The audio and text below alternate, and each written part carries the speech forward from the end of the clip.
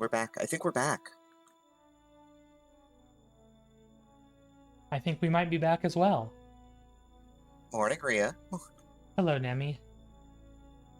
I mean, it wouldn't be a Valkyrie's Marathon if we didn't have a nice, cozy, longer RPG stream that started kind of early in the morning and pushed us gently into the afternoon. And I'm really excited for this one. Star Ocean 2 is one of my favorite games for sure. So I am very, very excited for this run. All right, well, I think it's time to go ahead and get started. Yep. Well, you do set that up. Smapety did leave a $5 donation to name Claude, so we can give you Claude's name now. Yeah. That is. A. I think I got that spelled correctly.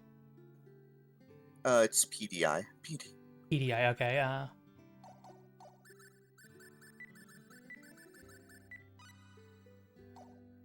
Oh, I did. Yeah.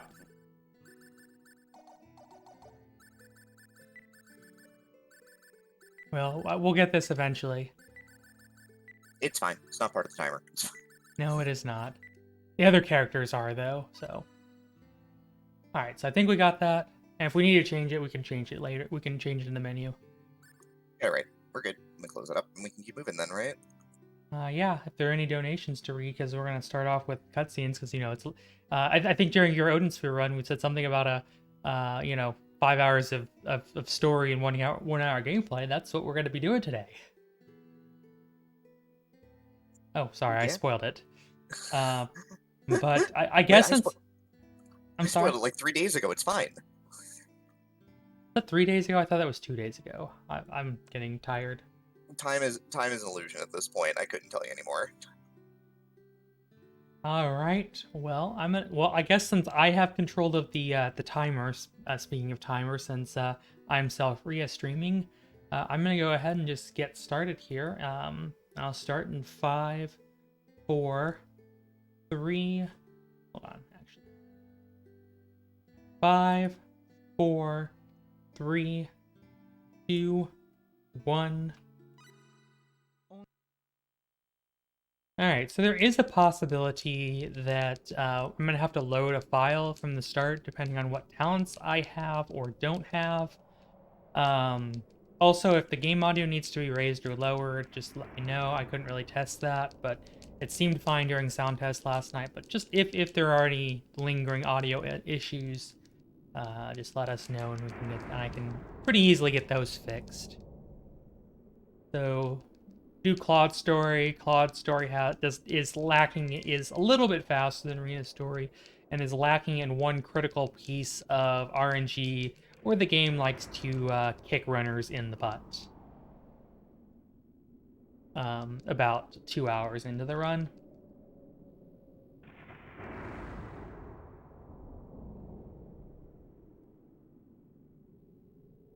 Yeah, it's really interesting because I was looking at the characters in the route itself, and I'm just like, man, these are characters I never play with. This should be real interesting.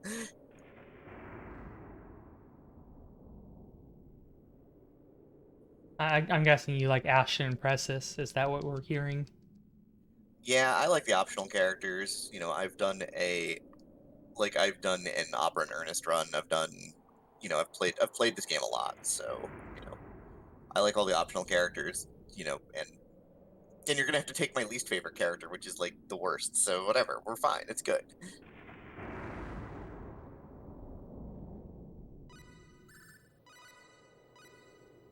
This is actually a good talent set. Whoops, fast combat formation. Draw.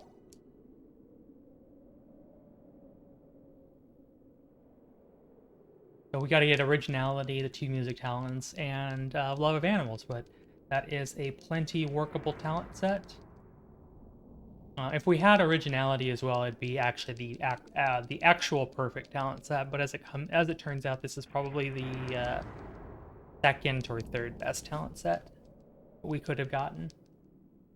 So that's pretty convenient. Sure, there'll be more explanations of the talent sets later, but basically the talents make it easier for you to do things within like the crafting system, and also you get free skill points for not having them. Yeah. So as Ria had taught me while I was doing a casual playthrough of this recently, which was like, why do I mysteriously have 100 more skill points than I was supposed to have? And then she explained it to me, and it was good. Oh, I just realized that I did not set pronouns for ourselves. So let me try to do that while I'm mashing text. Where is that? I need to. There.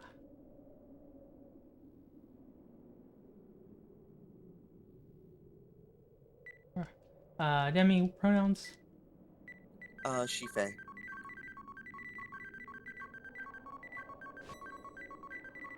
But yeah, Ria is mashing through the opening text here. Basically, Renixis, who is the hero of the first game, First Departure, uh, is now teaching his son, and they find some mysterious technology on this planet. And Claude, of course, falls into it because you can't find mysterious technology without falling into it. It's a Star Ocean game, and he gets whisked away to not here.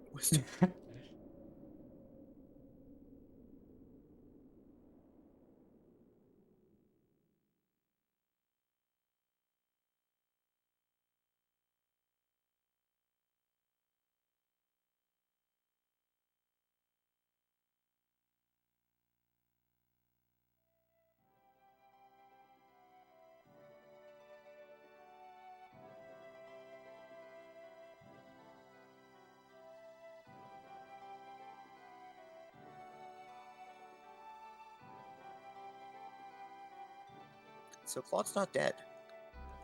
Well, if he were dead, that would make for a very short speed run. Well, there's the main character. Just one problem. He's dead. What is this, Yu Yu Hakusho? Starting off with the main character getting killed? Maybe it's a Shin Megami Tensei game.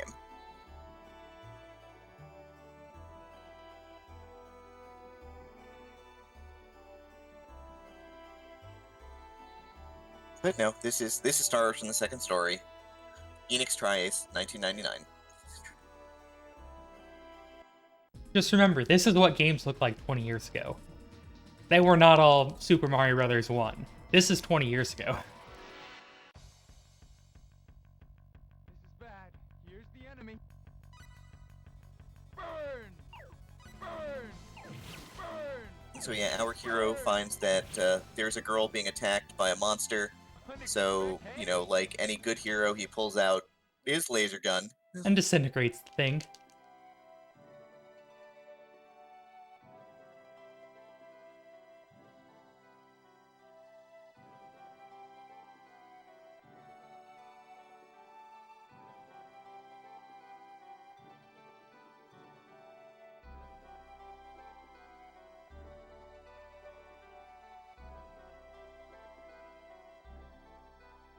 I hope you liked that little snippet of combat, because we have exactly one more fight for the next hour.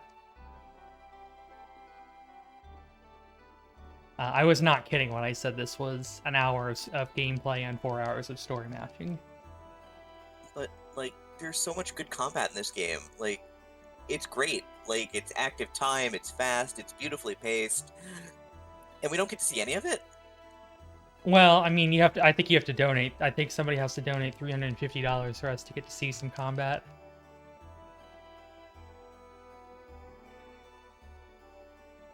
Hint, Yeah, hint. there are two incentives for this. There's the Avalanche cutscene and the Unlimited Indelicio showcase, which is the end of the game, um, which of course would involve extra combat, which is pretty cool. You Right, want to? Avalanche cutscenes at $10 of 300, and the Indelicio showcase is at $10 of $350. So if you want to see extra combat, or if you want to see extra cutscenes, go ahead and donate. Again, all your donations this year are going to, as always, take this fantastic mental health charity that focuses on the mental health of the gaming community. Um, so it's just a wonderful cause. So certainly you should do that. But what's going on? I think we have plot. This is plot, right? Yeah. We'll be naming Rena here in just a moment. We actually don't get control of her. I don't actually think we have her in the. I think we have a brief snippet where she's in the party here in just a couple minutes. So so in like a couple minutes we'll have her for like 20 seconds in the party. Means that I should be able to go in and name. And I think that if donations come in to change the names, I think we can actually still do that pretty much whenever that character's in the party. I mean, I don't want to necessarily keep it rolling constantly, because that does take time to go into the menu and change names, but...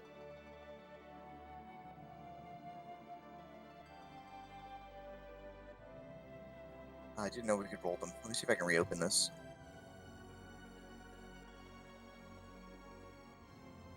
Alright, yeah, no. The Claude naming incentive is reopened as well if you want to change Claude's name from Smapey, like, by all means.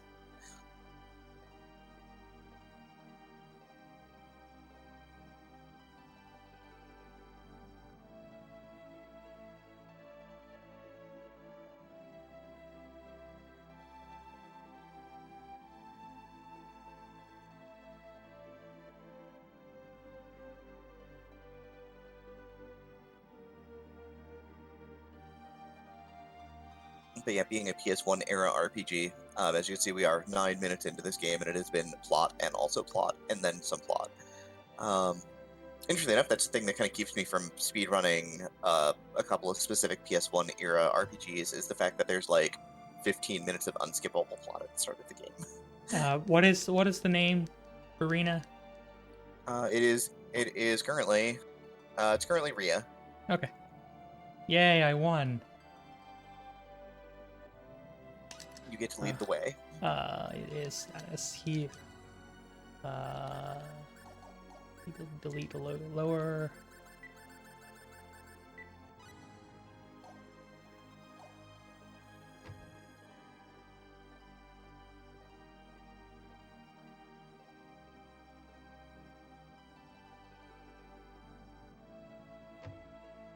So in order to advance the plot, we need to go into the church.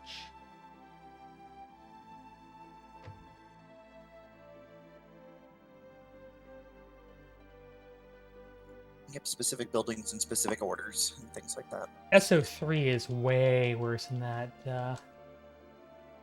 regard. You got like, you have to go like just to get out of like the third town, you have to go all the way down to one corner of Perltha to talk to a completely nondescript NPC, then go run all the way to the complete opposite side of town in order to get a conversation with a different character, and then you got to go back here and then over there. It's just like, how the monkey fighting baby rage is anybody supposed to figure out how to do that?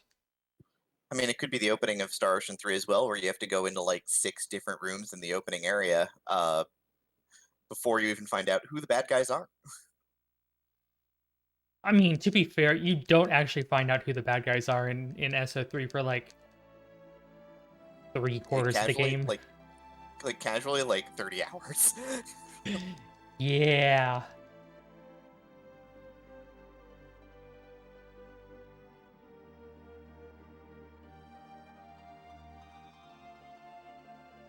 Star Ocean 3 is a great game. Actually, the Star Ocean series in general are all great games except for the 4th one. What about the 5th one? There's a 5th one. The Yeah. 5th one was very short and kind of generic, oddly enough, which is weird for a Star Ocean game.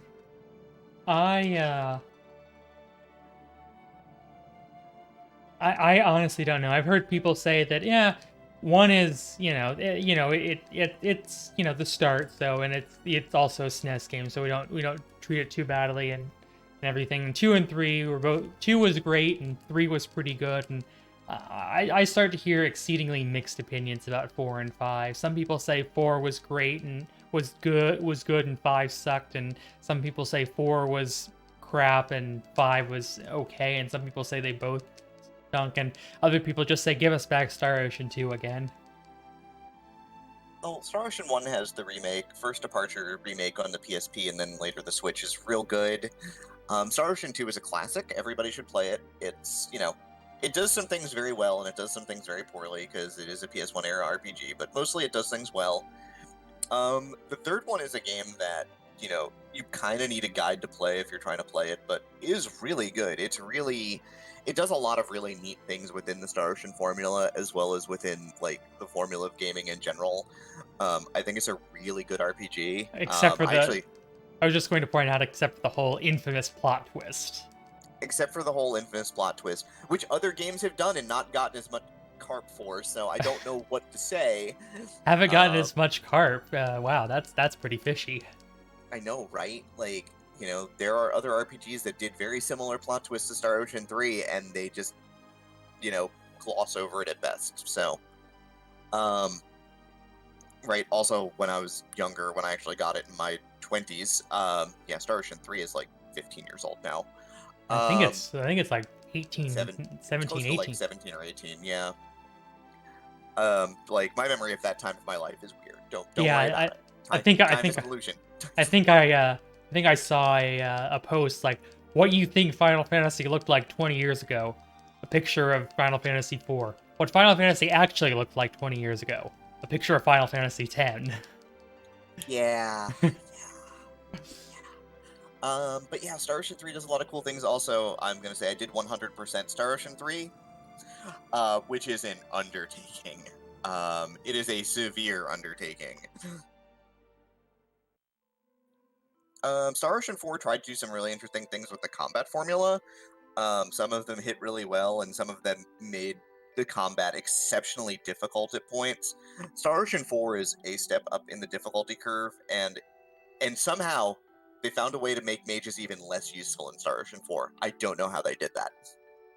I've heard that Star Ocean 4, like, every boss turns into a complete and total damage sponge. Yeah, the scaling's a little much.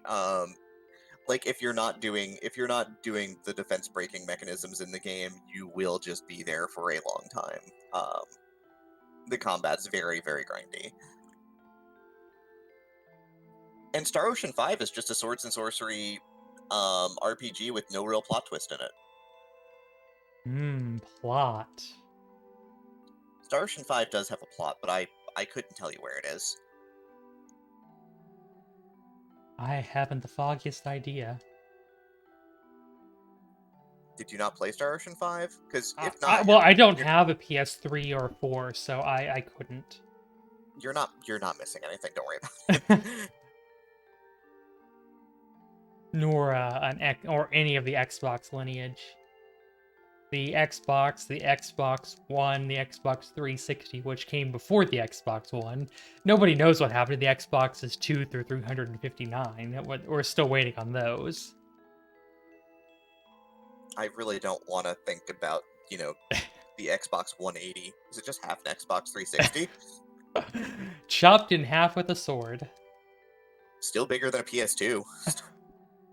My PS2 is actually pretty small.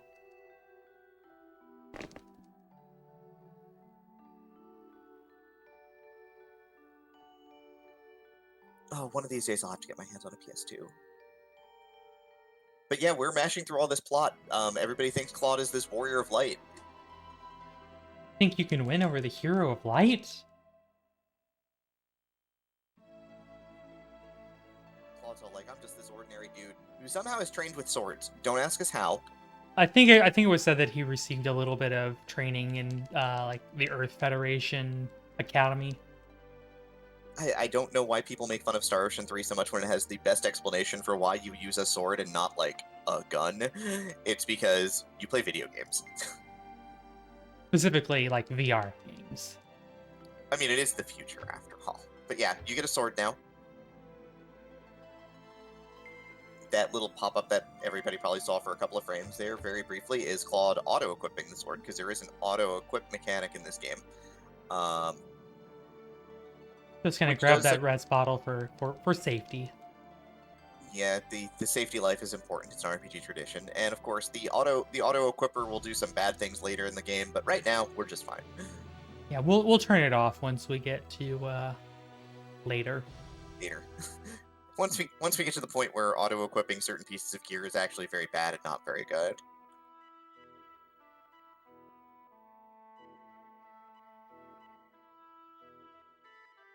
But yeah, So also in the plot, he was kidnapped. so between the time it took to leave Arlia, head to Salva, talk to the butler, and head back to Arlia was what, like 40 seconds or so? Does that sound about right? And in that time, Rena managed to get herself kidnapped. I'm at least I'm doing very well at being a damsel in distress. I feel like that's oddly validating. I mean, yeah, I mean, that's how that works. I mean, Rhea is, you're fitting many RPG tropes at the same time. Damsel in distress, mysterious colored hair girl, mysterious healer. Right, other plot spoiler. Rhea can heal. Nobody else on this planet can. Not a one. No one knows how to use healing magic. This is completely unimportant.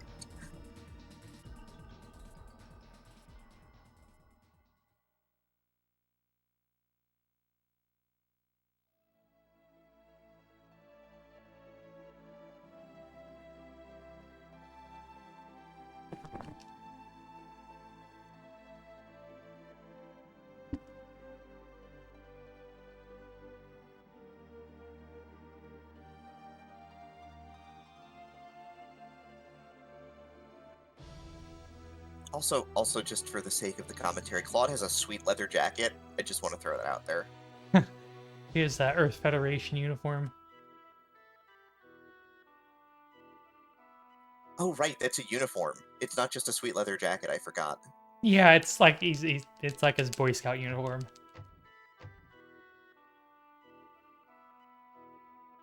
He never actually changes clothes. Like you'd think like in Star Ocean 3, like I think there's at least some sort of clothes change that goes on.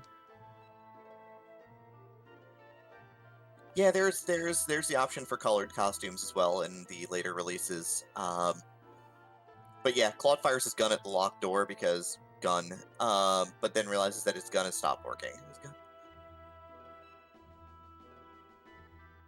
So yeah, Cloud just like do what any Earthling would do when confronted with a locked gun with a locked door. Pull out your gun and vaporize the lock. I mean, look. When everything looks like a nail, you use your laser gun on it.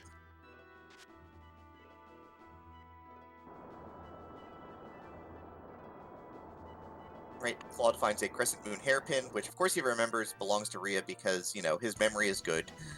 Realizes things are very bad. Hello, question mark, question mark, question mark, question mark. If you're doing Rena's route, Rena knows who he is because, Rena's from around these parts of the world.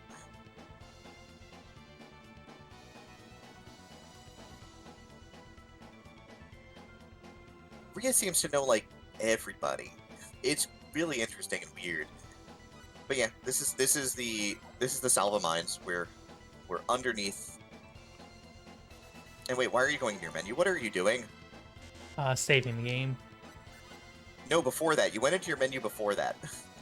Yep. I have literally died to this boss before, and I that would be extremely embarrassing. So I am going to take the safety save. I've never done that, but since I am also out of practice with this game because I was so busy with post shifts and work and other things, and have just felt absolutely not into streaming.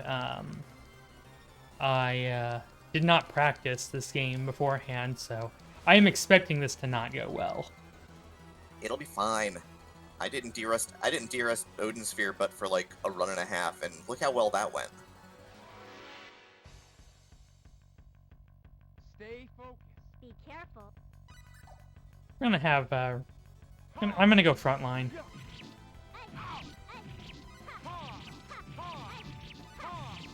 Hey, we did it.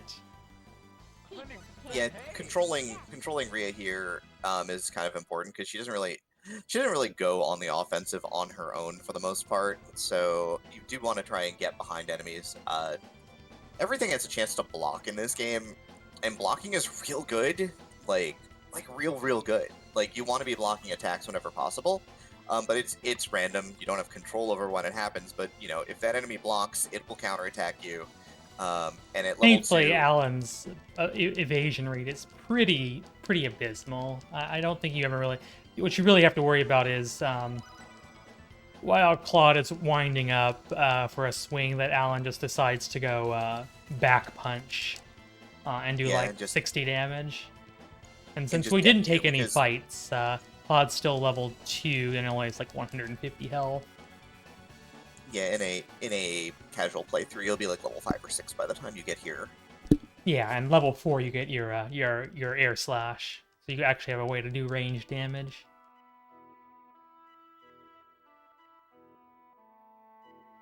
But yeah, now you find out that Alan was completely mind controlled by a rock, a mysterious stone that came from a mysterious stone that is very mysterious.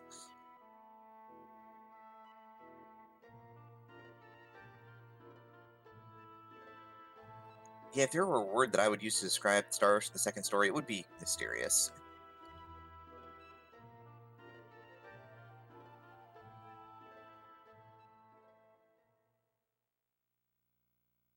All right, well, we have about 10 minutes of just advancing the plot, which means if you want to get your donations in now, they will be read. Is there any special requests that you want to do? I know I do hot takes when I stream, but this is your stream, so if you have any special requests or things that you want to answer questions for or something, now would be the time to make that request, Rhea, and, you know, let everyone know what you like. Well, if y'all want to make any Rhea puns to make Demi have to read them, I am all for that. Gotta donate for them. I will read all puns and ham it up. We'll do it.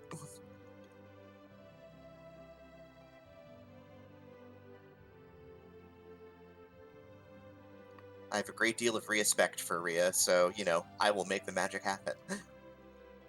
But that involves you making the magic happen for Take This. You know, Take This being the mental health charity that we are supporting with Speedrun Ragnarok this year.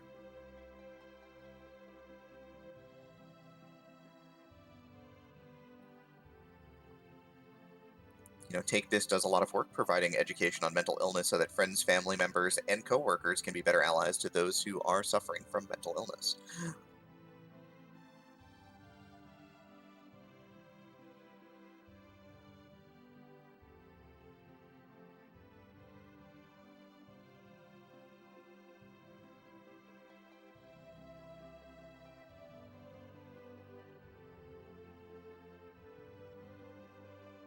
But yeah, now we're advancing through the plot. You saved Rhea, you know, as maybe the main character saved Rhea, the heroine, and we're here and we're talking and we're chatting. And you kind of find out what the overarching plot of the game is, which is there's this mysterious orb that has landed upon a different continent all the way over there. And the mayor wants you to go strike out and go assist in finding out what is going on with this weird mysterious orb on this other continent of the world. And it takes like 9 to 10 minutes for him to convince you because he's not very convincing. The old man does take his time with this one. And then Claude's like, you know what? I'll do it. But I want to make it perfectly clear. I don't care about you. I don't care about your planet. I don't care about your people. But I do care about myself. And it seems like if I care about myself, it might help you guys in the process. And you know, I'm okay with that. That's So pretty much how that worked. there's one other RPG trope that comes up an awful lot in this particular game. All of the men you meet, except for one, are jerks.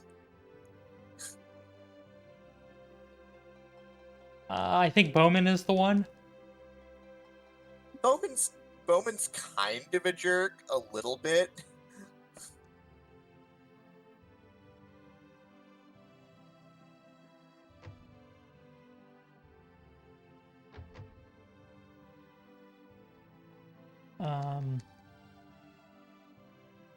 I'm trying to think who is the one guy who's not a total jerk. It's Noel. Noel is completely not a jerk. No, He is a Noel's actually kind of jerk. He's like, "What the hell are you doing in my house?" You broke into his house. That's fair. I think he's at least entitled to that.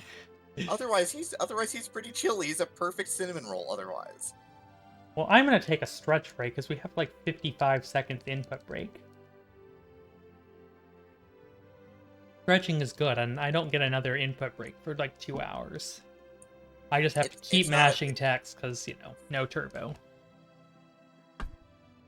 Yeah, PS1 games, everybody. It's great.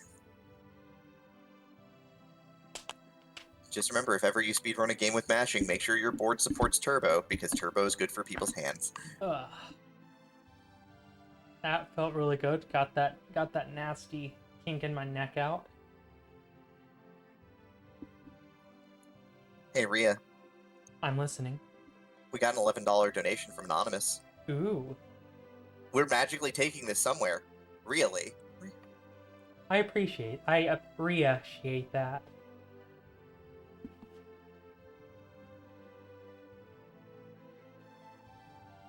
Though yes, Bowman is very low on the jerk scale. Certainly, Bowman's generally a pretty good dude all the way around. Other than It's like, I don't believe you, but, I think it's fair to be like, I don't believe you.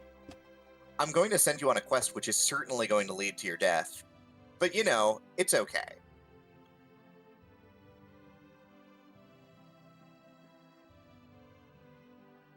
Oh, Serena, yeah, copies of this are starting to get to be hard to find. It was a lot of the Enix games in particular were not super well printed for the PS1.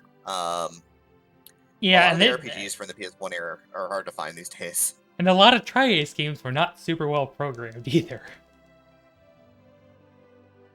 Hopefully, we won't have to see that happen. Yeah, let's not. Let's hope that doesn't happen. Like, keeping in mind that I did at one point own 2 copies of Valkyrie Profile. I sadly do not have them anymore. They are worth $400 a piece.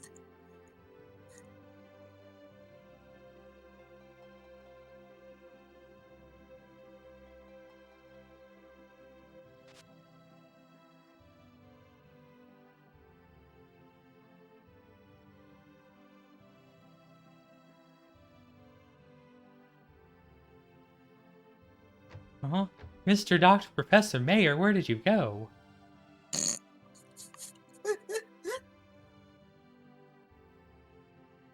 It's Mr. Dr. Professor Sensei Mayer. The third. PhD Esquire.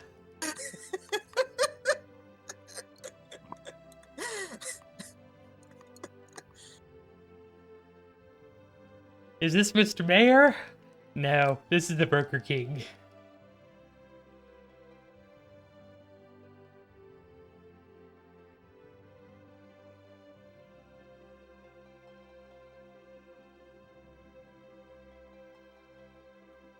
So yeah, now we're 30 minutes to the run, and now Rhea and Smaped are hanging out on the bridge here. And unbeknownst to him, Smaped catches the feelings.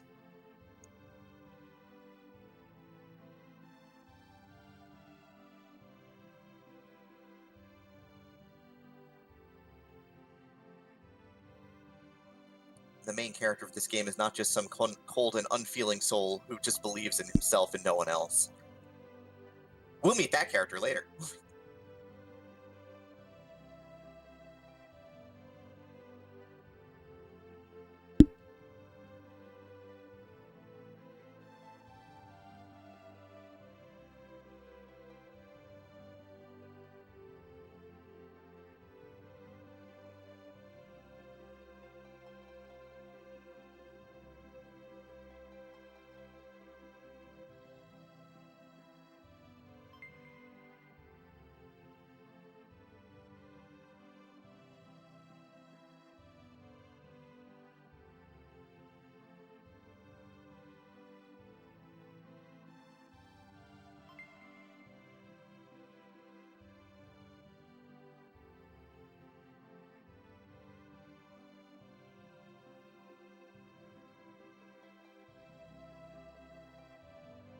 All right, so we got to keep mashing through text, because that is what we do in this game.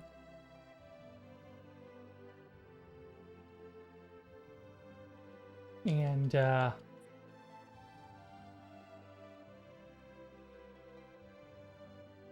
well, I've got some great news for you, Demi. What's that? After almost 33 minutes, we are finally about ready to leave the first town. There's a lot of plot.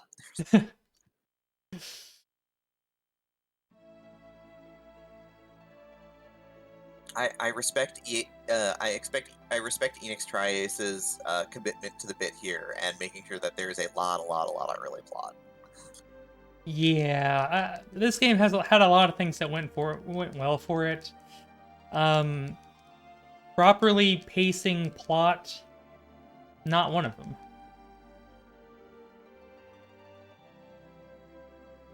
I just can't wait until we get to see that sweet combat system again. Um, well, we'll see you again in about half an hour. Apparently I'm now on host and runner and commentator duty. Oh yeah, that is a reminder. I do need to make my fiance breakfast in probably about an hour. So you will Ah. actually be on solo commentary duty for a small bit of time during this run. Ooh, exciting.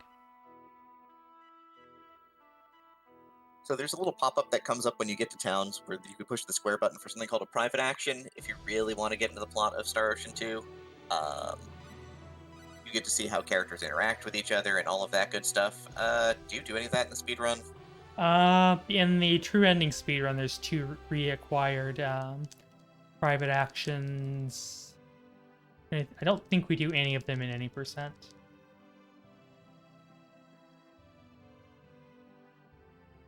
Wait, you didn't get any encounters going to the castle. No, I use the encounter glitch. Because Wait. encounters are a waste of time. Wait, there's an encounter glitch? You can skip encounters? That sounds like a thing you would do in an RPG speedrun. Yep. That does sound like a thing that we would do in an RPG speedrun, which is why it is a thing that we in fact do perform in this RPG speedrun. Who'd have thunk it? I mean, and it's really easy. All you have to do is switch killer moves and then quickly leave the menu without doing anything else. The thing is, I did not know that through all of my playthroughs of this game, which I ended up using a little bit when I was playing it casually recently, to avoid encounters in a couple of very specific spots in the game where they're really annoying. Like floor 10? It was floor 10. It was floor 10. Because let's be perfectly Rhea here. Floor 10 can bite it. Well, the problem with floor 10 is that floor 10 was not biting it, I was. Yeah, those life layers, unpleasant.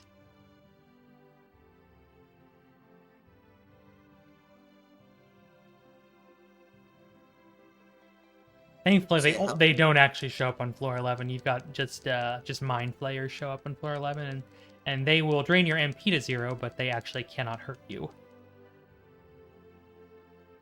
Yep, Shifty Sauce is just asking for a re-explanation of the encounter glitch.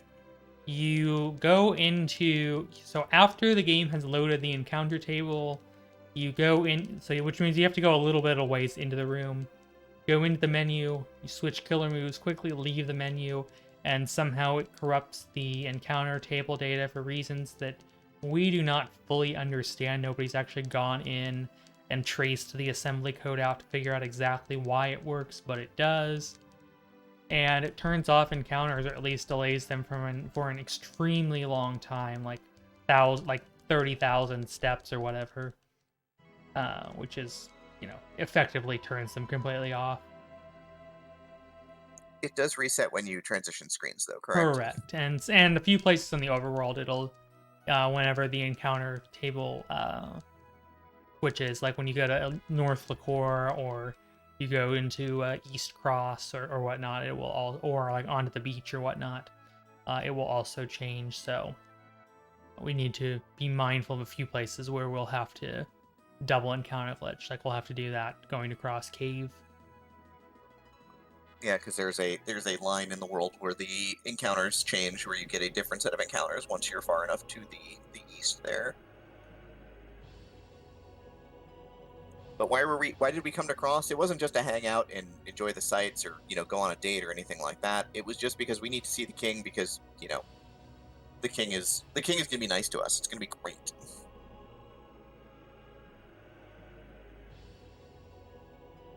Talking to two NPCs, that is the trying to think of a word that's not trigger that advances the plot. Wait, is that all you need to do to advance the plot? Is talk to two people? That is correct. Why did I not know that? I mean, I know I didn't know that. I've only played this game casually. Because you did not ask. because I told you not to tell me.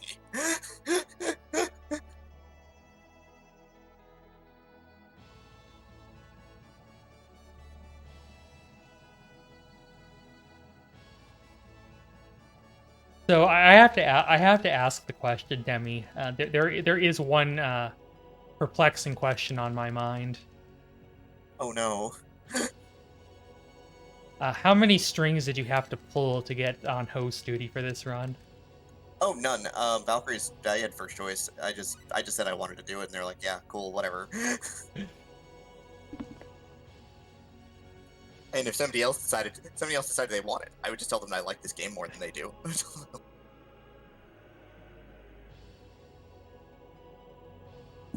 And of course, getting to hang out with you for 5 hours is pretty damn good. Not gonna lie.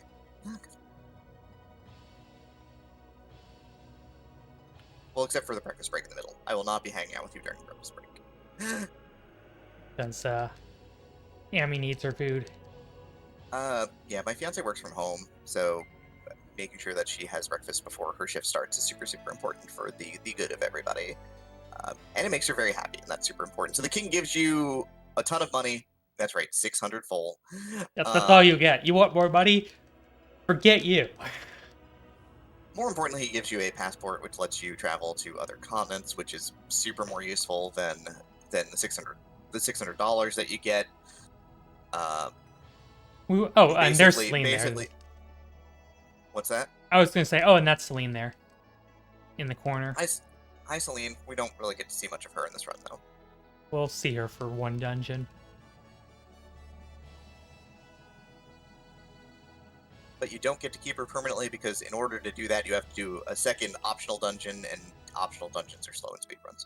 No, you just reject her after Cross Cave because she is a time sink because she yaps on and on and on. Aww. We could totally take her, but it costs like 2.5 minutes. But she's got a great hat. Yeah, and she wears a shower curtain. It's a magically levitating shower curtain. Thank you very much.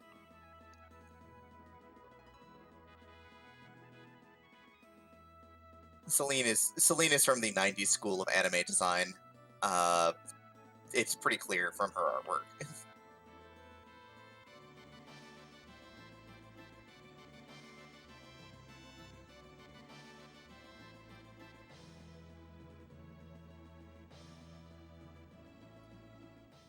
But yeah, people are logging on and stating their favorite character. I think everyone who's played Star Ocean 2 has a favorite character for sure.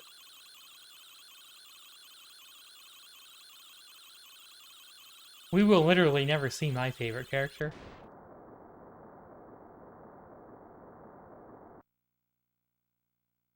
Does that give you a hint as to who it is? Um, is it Opera? No. I'm a little surprised actually. Then I'm not sure. It's Pressus. Really, Princess is a sweetheart. She's all right. But yeah, she is also completely optional. You can completely miss her. Well, okay, that's not true. I guess we do see her like once in the Startalinga. I forgot and then she never shows up again. And then she never shows up again because you never go to that side of town, basically.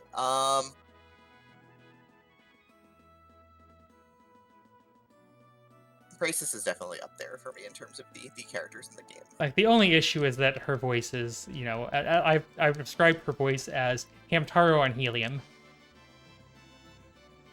like I was looking at the VAs at the end, and the person who does the voice for Celine also does the voice for Praesus, and my mind was blown.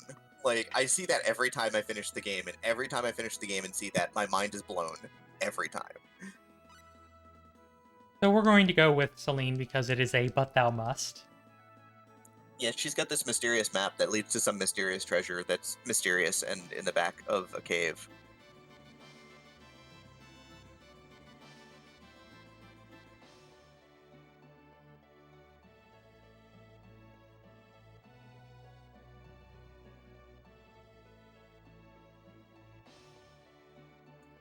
I mean, look, I'm just gonna continue using the word mysterious for this game because it is Star Ocean. It's just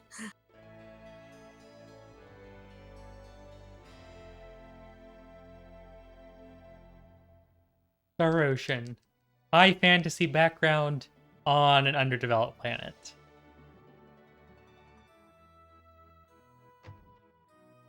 How mysterious. it's just Star Trek where your laser gun stops working. Well, we've got a little bit of money. We don't have a lot of money, but we're going to the guild hall here, and we are buying techniques. We're buying basic skills. Oh, and I didn't put anything to name Celine because she only is in the party for about 5 minutes. Oh, even though she will attempt join, because she doesn't stay in the party for very long, we never had a donation incentive for her. So if you're wondering why. Because she will not be with the party anymore in about 5 minutes.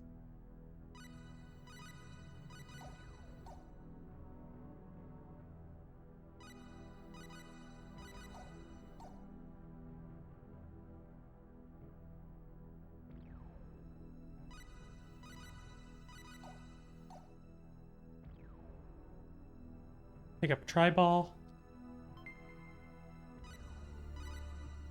Tribal is a use attack item,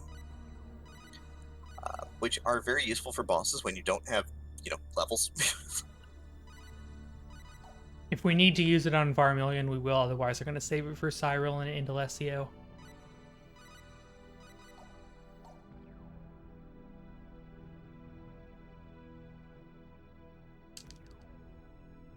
And now, you'll never guess what time it is. Is it plot o'clock? It is time to mash text. So, yes. Yes, it is. More importantly, in the last town, you bought 3 sets. You bought basically 3 skill packs. They're important. They're not important right this second, but they're important.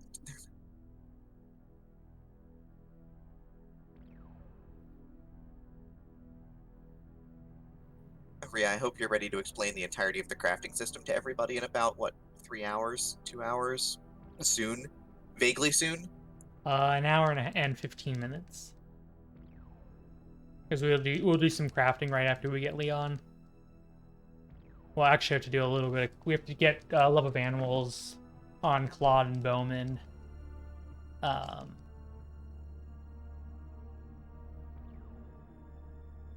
Which will be like right after we get Bowman. Which I don't think anybody's donated for us, which means that we might be stuck not being able to advance onward if we don't get a name for Bowman. Somebody doesn't donate. We're just gonna sit here. How will Smapedy feel if you can't advance forward? You won't be having a full score, that's for sure. I mean, it's just about 80 points. It's just...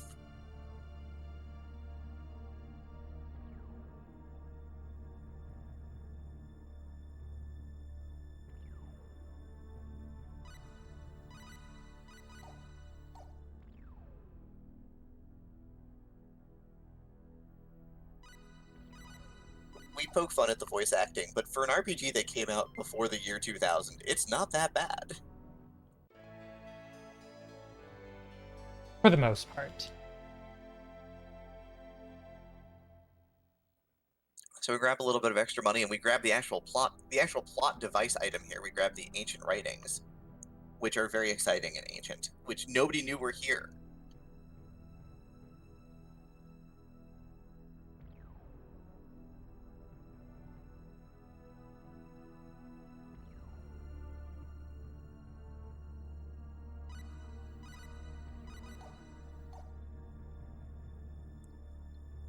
if you open the chest on the top right there, the one that's sitting actually on the star platform, you end up getting an encounter.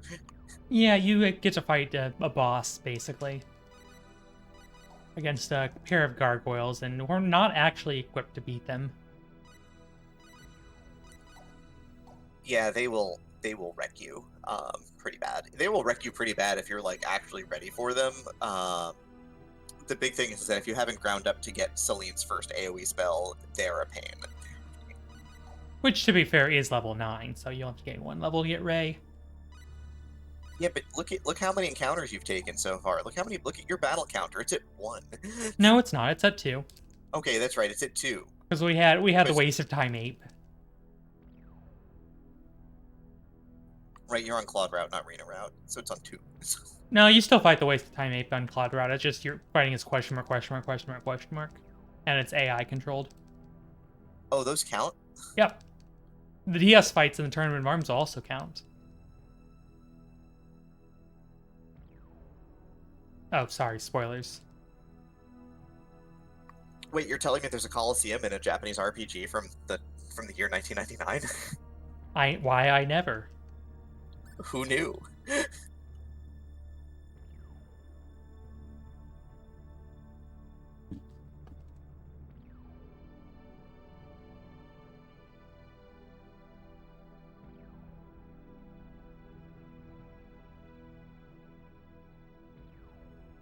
So you tell Celine to go away.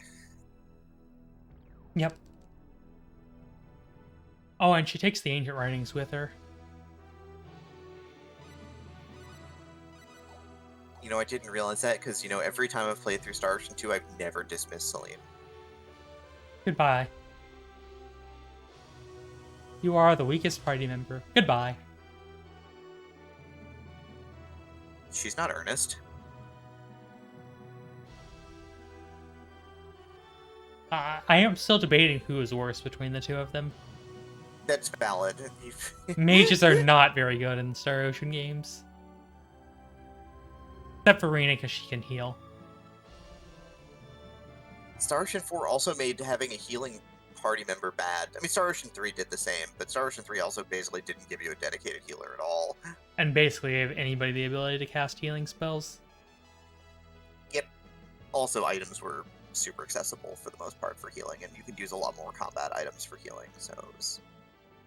You know, Star Ocean 3 and 4 become much more item focused. Star Ocean 2 has a lot of useful items, but it also has Rena, who takes up your fourth party slot.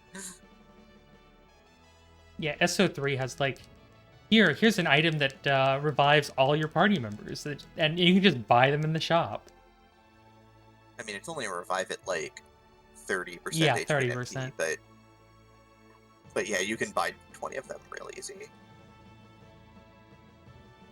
Also, you They're buy fancy. laser weapons. This is very true as well. So, are you ready for a completely obnoxious side required plot quest?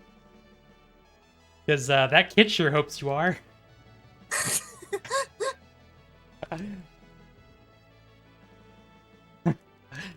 That's Kettle. He's going to waste like 6 minutes, and no, there's no way to skip it. It is reacquired plot.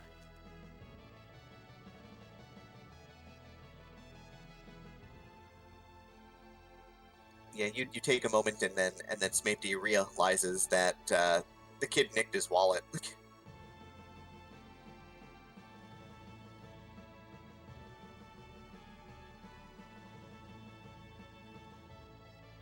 Kettle is a way better pickpocket than you could have ever imagined to be. Yeah, I'm gonna need some RNG. I'm gonna need RNGs on my side for pickpocketing.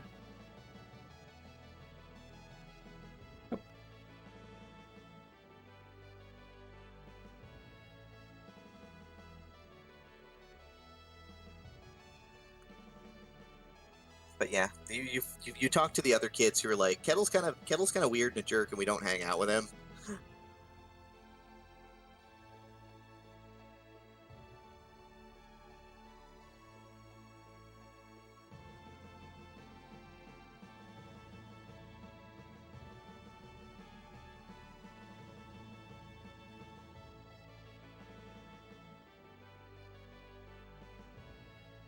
Also, wait, when do you get pickpocketing in this run? Um, we will learn it when we do our first round of talents, but we won't actually use it until the very end of disc one to try to get the overpowered armor. Do you save and quit for the overpowered armor, or do you just No, take one shot at it? one shot. If we get it's 50-50 or so. If we get it, great. If we don't get it, the next two bosses, the next three bosses, and the final dungeon are a little tougher. But you know, you just deal.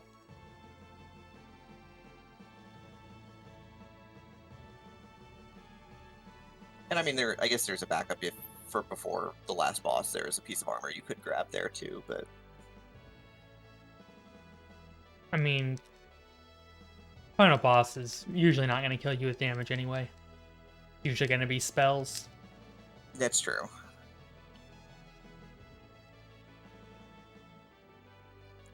We'll get past the alluding to what we're talking about when we get there, but there is a Claude route only steal item that you get one shot at. Because all pickpocketing attempts in the game, there's a skill called pickpocketing that you can get. You'll never guess what it does. Technically, yeah, you'll never guess that it lets you steal things.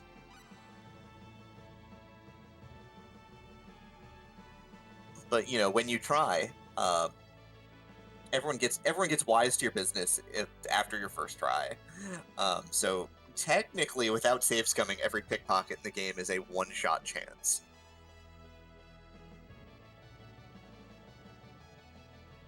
Like, and pickpocketing lets you do some broken things too, but you know, in concert with crafting, of course. But yeah, so now you bring Kettle back to the other kids. We did it.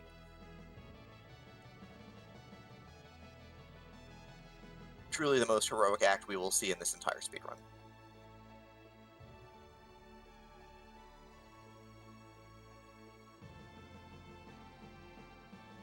So the kids are all gonna go play, and we're gonna go finally try to get to our boat. Or is it a ship?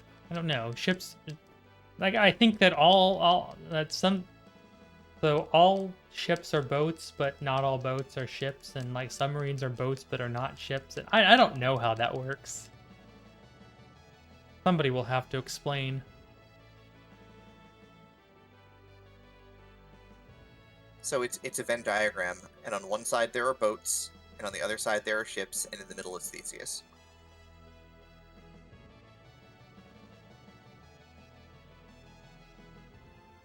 Was that an earthquake? I don't know, is that an earthquake? Looks like it was. Well, that's mighty inconvenient. That's a second earthquake. Now there's two.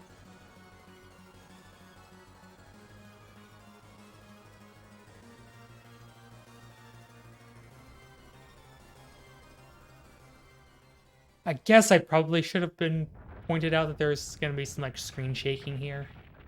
Sorry.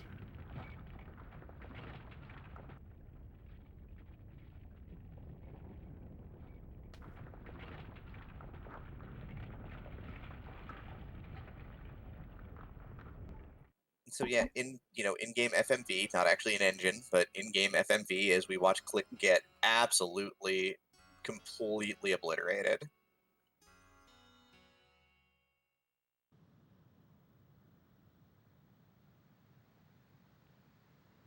But wait, there's more.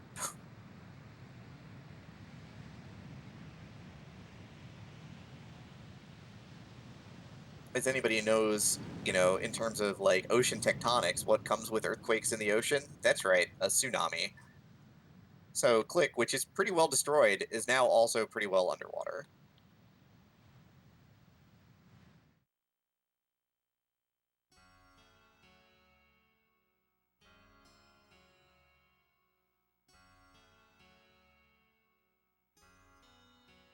Yep, we get to have some extra special destruction of the town.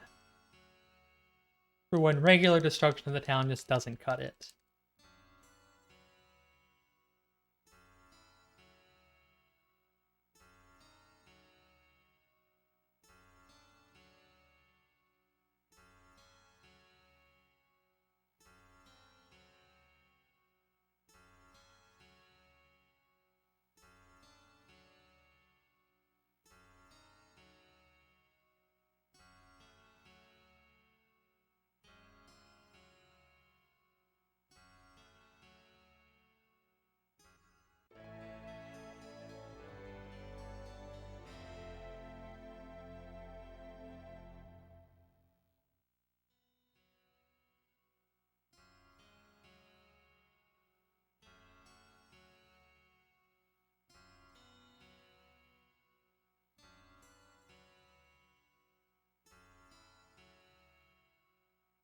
Alright, so we are finally ready to leave Click, not, well, what's left of Click, and head to Mars Village, possibly for chocolate. Oh, I like chocolate. I guess it's not actually related to the Mars company, though. Nor the planet. Weird, huh? It's just called Mars. I'm gonna go get chocolate later. I have doomed us all.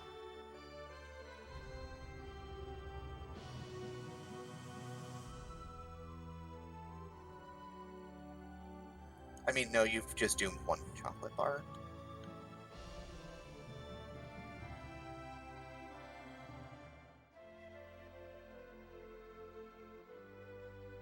We are gonna go buy 6 flare bombs.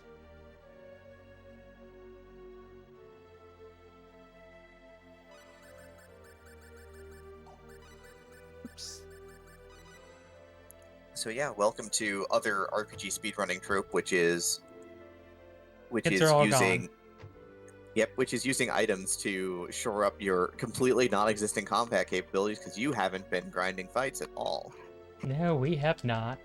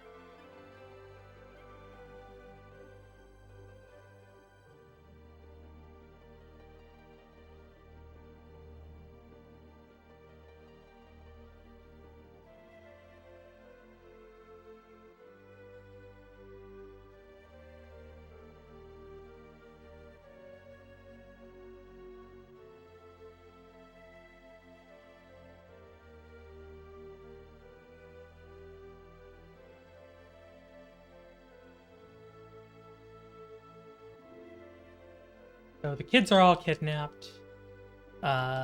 This the bandits are demanding a bunch of ransom, and the elder's like, "Well, nope, we can't pay that ransom. We're not going to give away our secret heraldic arts. So instead, we've hired this swordsman Diaz, who is kind of a jerk. I think we've pointed that out before. Have we pointed that out before? I think we have pointed that out before. Is he kind of a jerk? Uh, I mean, look, he's got great hair. He knows that he knows he's better than you. I wish I had hair that great. Look, I wish I had hair that great.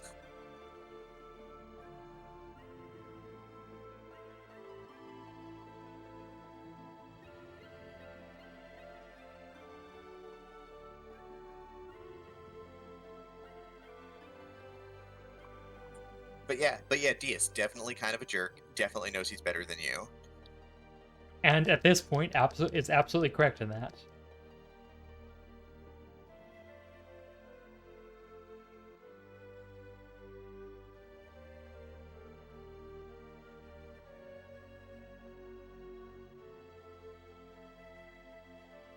Silverman is asking if Diaz is Sephiroth. I mean, Diaz does have a katana. Diaz does not know life too. Also, Diaz's katana is actually not the sort of compensation. Yeah, no, Diaz just knows he's good. No need for compensation there.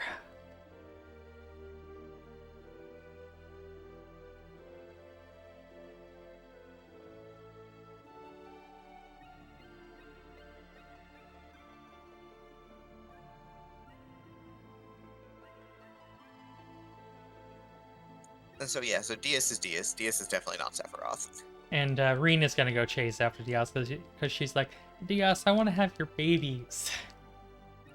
Not really. It only seems that way. Like, you know. Until all of a sudden Diaz is completely forgotten about, and then she's spawning all over Claude. Sorry, spoilers.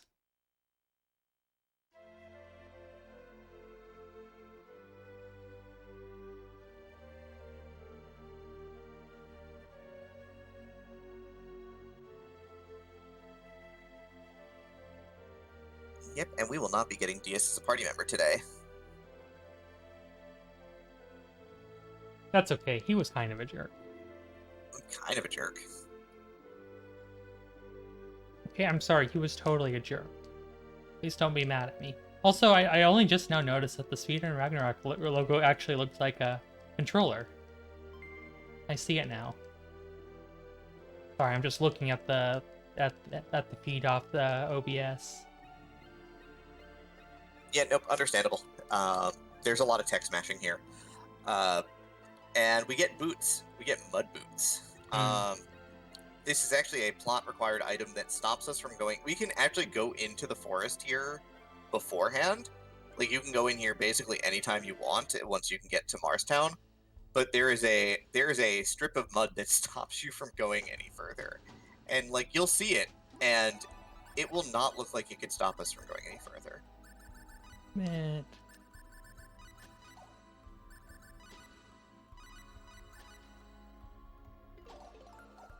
Safety saves. They taste so good.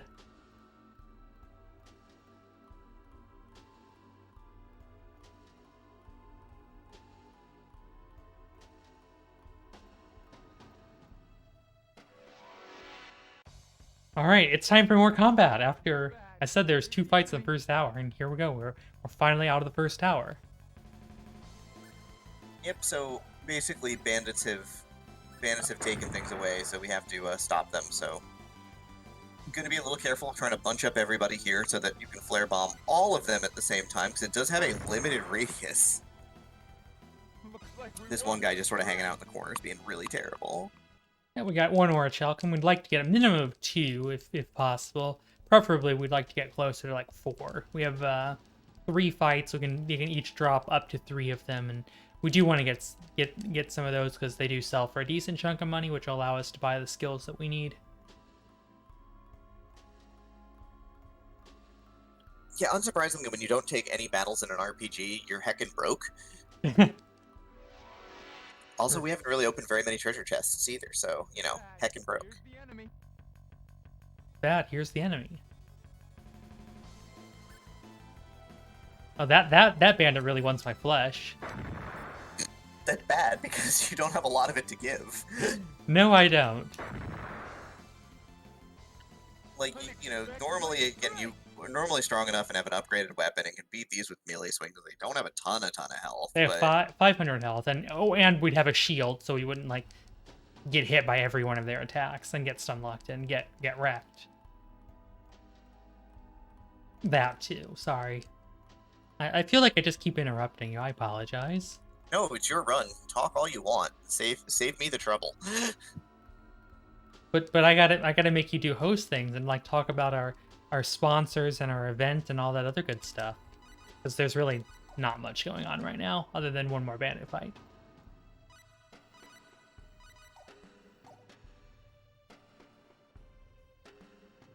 But yeah, again, you are watching Star Ocean, the second story, Claude's Route, here on Speedrun Ragnarok 2020, with our wonderful runner Rhea Skies. Of course, I'm Demarine too, and we are here. We are here to benefit Take This, the mental health charity. Take This seeks to decrease stigma and increase support for mental health among game makers and players. Again, the creators of these games, you know, also do great work, and of course, you know, everybody deserves to make sure that they do the proper self-care. So, I want to make sure that, you know, Take This also supports that as well, which is great.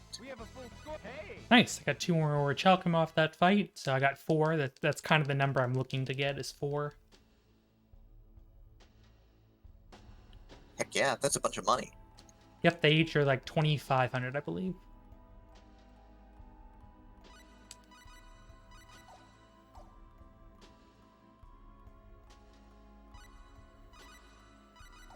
Also, you've leveled up from level 4 to level 12. Yeah, we were kind of underleveled. By kind of, I mean extremely under level. We're gonna go with Flame Blade. Because that is 160 attack as opposed to 30 for the base longsword. And it also has a fire element, which means it'll do double damage to this boss that we're about to fight. Oh my gosh, it's the quote-unquote Master of Heraldry. Surprise, it's actually the boss of the bandits. He's infiltrated society and also is kind of a jerk.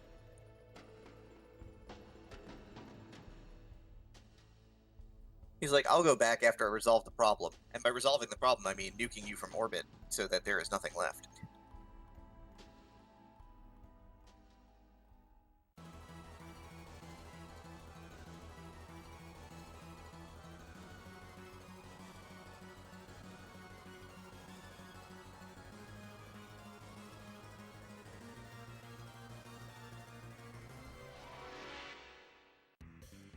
So, boss time. This is bad. Here's the enemy. Air slash! Air slash! Nice. Air slash! Air slash! Air slash! Air slash! Air slash!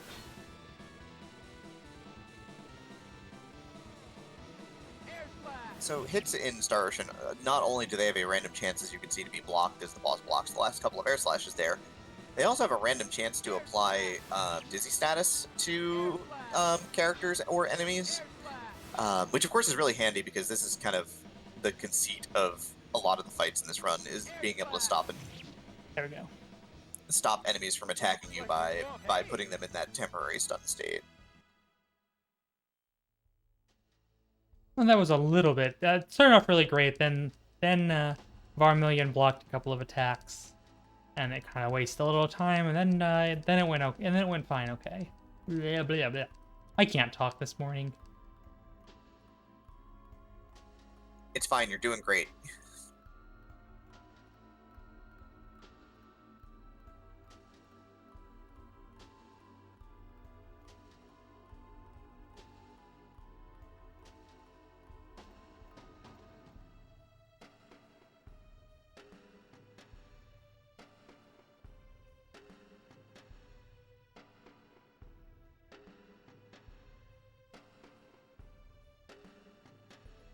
So you find DS Arena, and you find that DS is slaying a much different boss. Well, more like 5 bosses actually. Look, DS is very powerful. So just to point out how powerful. So Claude is now level 13. Celine is level 8. Rena is level 4. Diaz is level 35.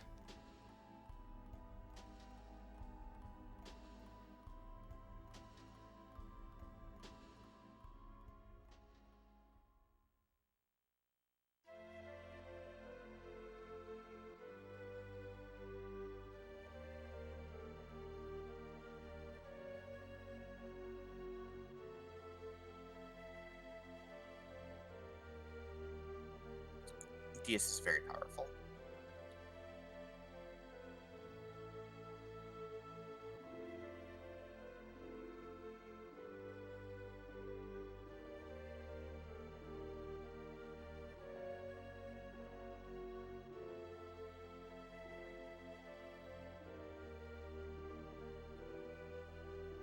But yay, you did it. You saved the day again. Oh my.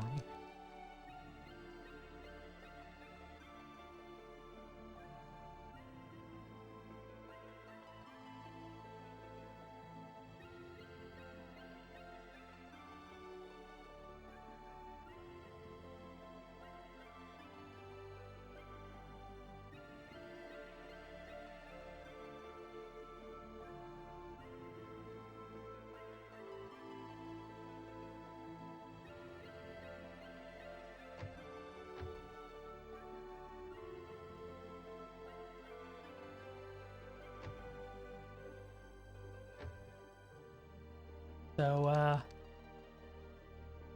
about another 40 minutes to name Bowman and Leon. I don't believe we have any donations in for either of those goals. We do not. So if you want to join this motley crew as a slightly surly but overall kind-hearted chemist, or if you want to be a tiny jerk kid, I really don't like Leon. I'm sorry. Leon's great, but like not my jam. Leon, much like Diaz, knows that he's smarter than you.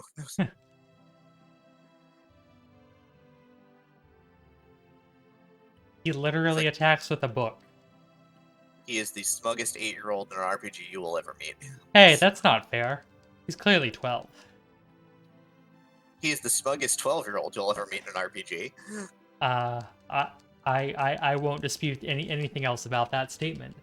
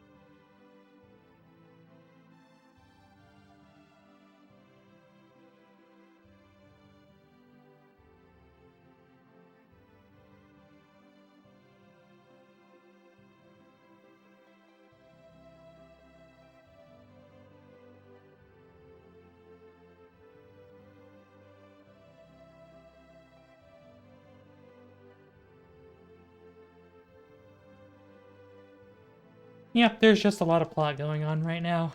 And,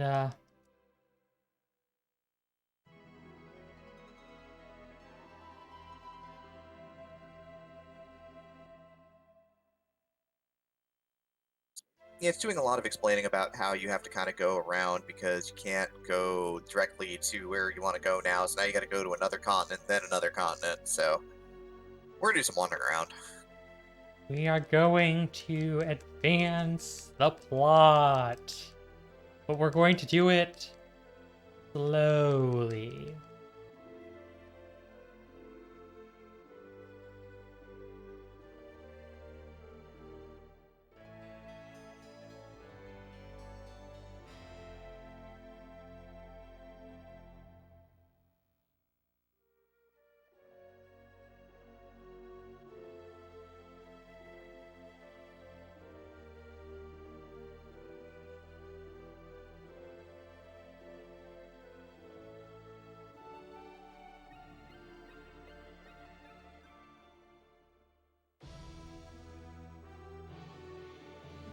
And of course, Celine goes, "Yeah, these ancient writings I took, I don't understand them. They were way too complicated for me. Maybe you could find somebody who could translate them." Yeah, it's like, in fact, we took it to the Elder, and, like, he couldn't do anything either. So maybe you can go to the university town located on the next continent, and maybe somebody there who's actually an expert in linguistics can decipher this.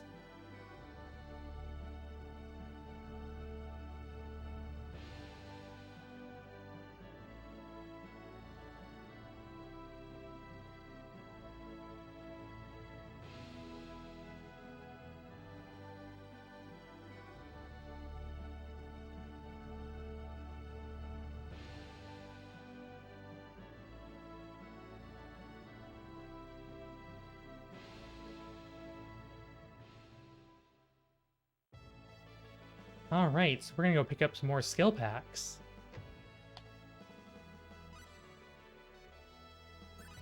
Hooray for more skill packs.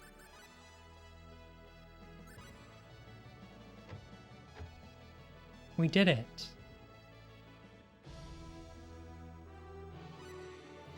Did you have the money for all 4 of them, or I did you just did. grab specific ones? Ah. I did have the money for all 4 of them. Do you have the most important skill in the game yet? We just got it. It's in Sensibility 2.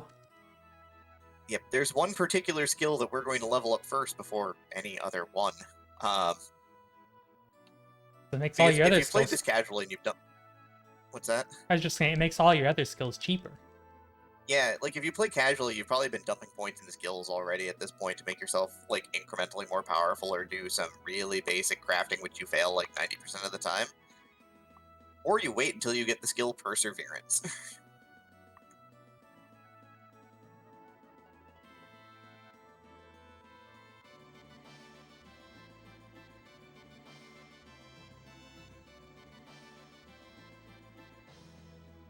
Why they made a skill that makes sure their skill's cheaper, I don't know. But hey, it works out, I guess.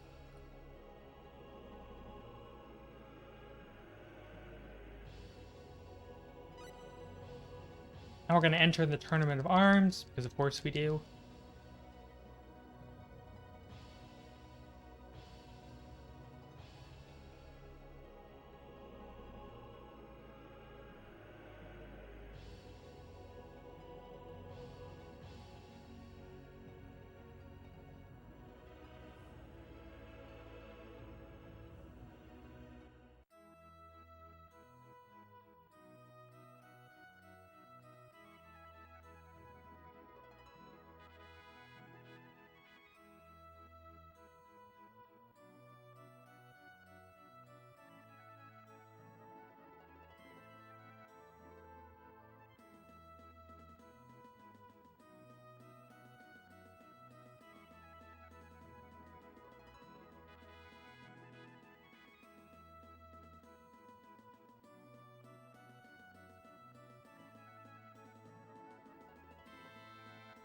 Alright, so we're going to choose this shop here to sponsor us because it gives us the best weapon, although the worst armor, but we're so under-leveled that the armor or the lack thereof is just not really going to save us anything.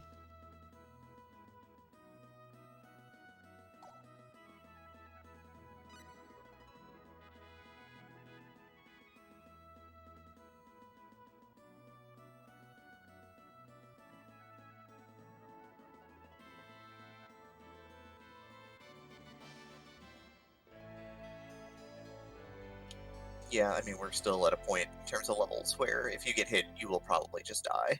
Yeah.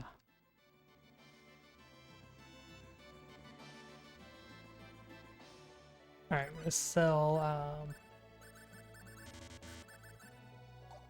going to buy... I'm going to buy... I think I might... Oh, yeah. I'm going to buy...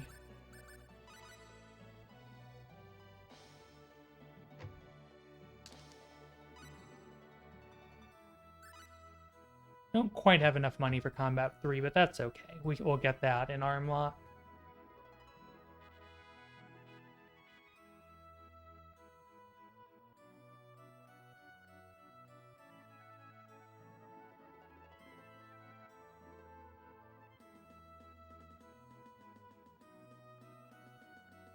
You did it, Claude. You joined the tournament. We did it!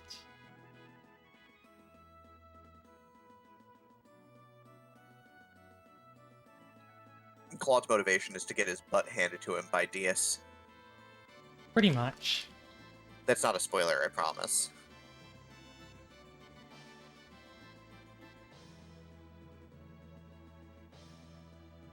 But yeah, basically the game tells you that once you have the tournament pass, that you just need to go to the inn and wait because you have to wait for the start of the tournament. You can go and do more shopping and the like if you really wanted to, but instead you just go in here and go, hey, I'm cool, you're cool, we're cool, let's go to sleep, and wake up at the tournament.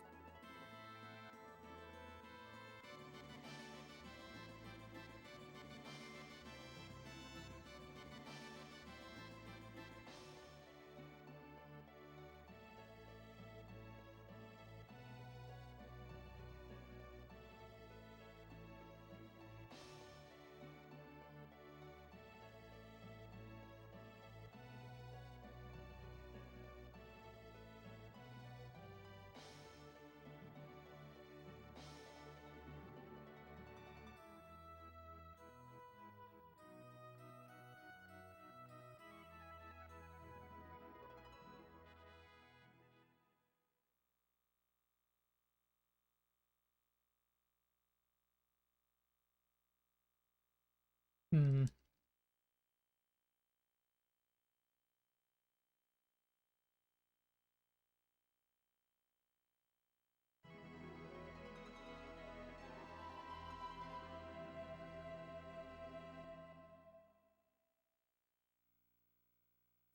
So the plot there is, of course, that as you hang out in town, Rhea is sad because Diaz doesn't want to hang out with her. Claude is sad because Diaz doesn't want to hang out with him. And I'm sad because nobody wants to hang out with me. That's not true. There's like 150 people hanging out with you chilling right now. Just getting their big chill on this morning.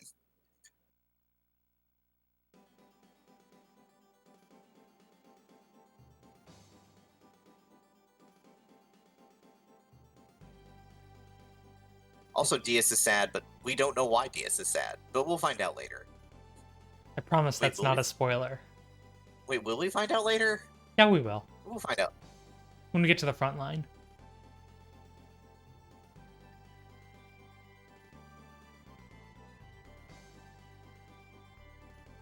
You didn't get caught on those NPCs. That's pretty hype. Heck yeah, NPC skip. I mean, they just sort of stand your way. You don't actually talk to them.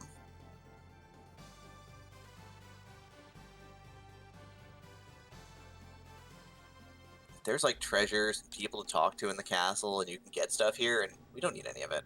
No.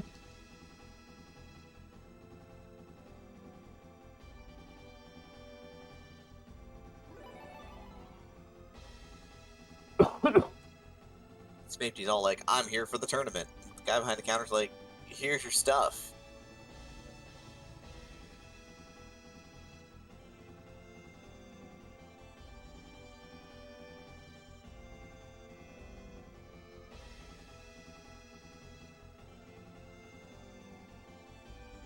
And Diaz shows up and goes, my sword's not here, but I'm here to register. And Rena's all like, I'ma come with you because what else am I gonna do? And Claude's like, you could stay here and support me. And Rena's like, that sounds less fun.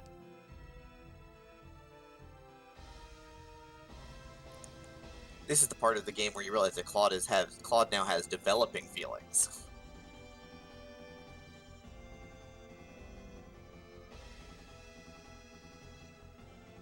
He is just getting feelings. He is just full of feelings, and they are everywhere now. He is all like, I am super jealous. I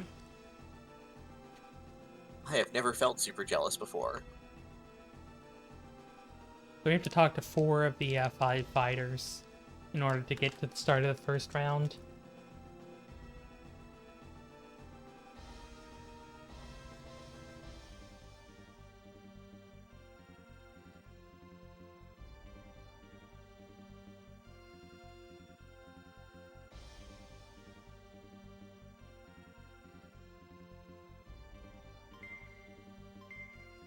Before we start the first round, we are going to go to skills 86. That's awesome.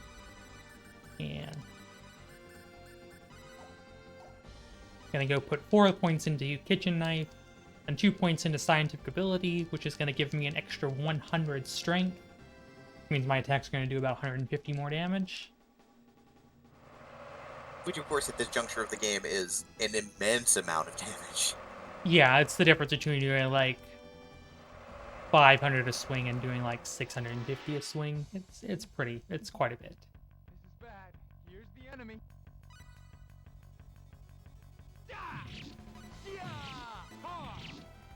Yeah, the But first boss is first enemy here is a total jerk, total joke. Yeah, also a jerk, but a joke. But yeah, you stab him in the back 3 times and he dies. Well, that's not true. One of those times is definitely in the front. Okay, you stab in the back twice and once in the front, just to be sure. You can also theoretically stab him in the side, but that's real hard to do in Star Ocean 2's engine. So now we're gonna go, since we don't have any other party members, we have to talk to this random NPC right here. He seems very, very irrationally upset that Claude was like thinking that she was Rena.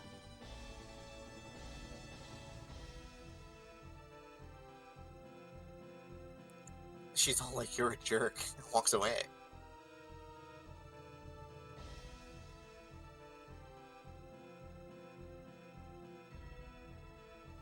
So Claude's learned a very important lesson. Blue hair, kinda common. Crescent moon hairpin. way less common.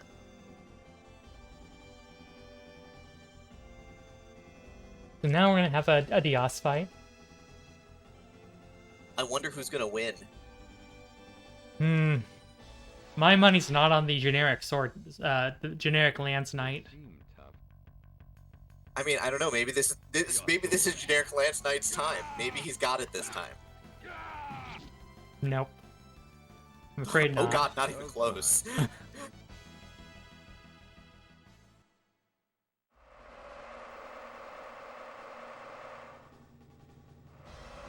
guess today was not generic Lance Man's day either, huh?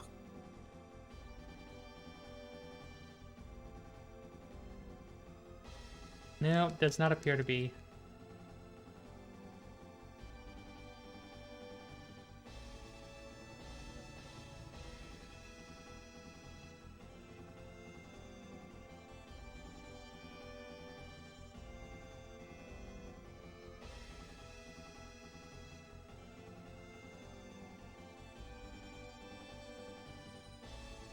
Guard comes to tell you, hey, you've got to go back to the waiting room. It's almost time. Yep.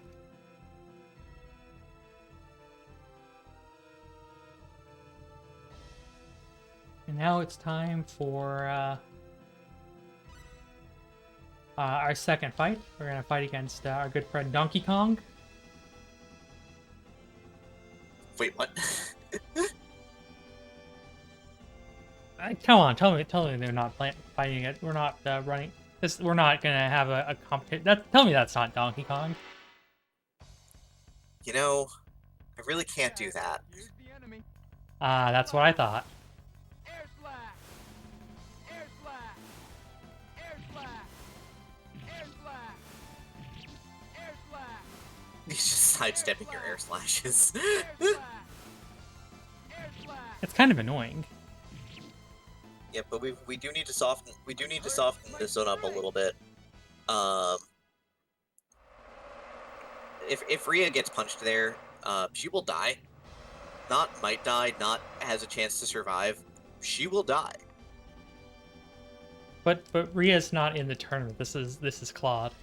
Sorry, Smapety will die. And Smapety is my friend and is pretty alright.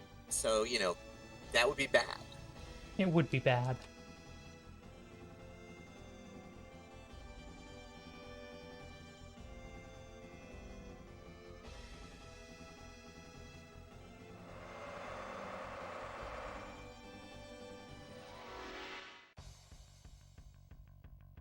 Now we're fighting Shrek. The enemy. Air slash. Kind of upset about the swamp being replaced with a tournament, Air slash. with a tournament arena.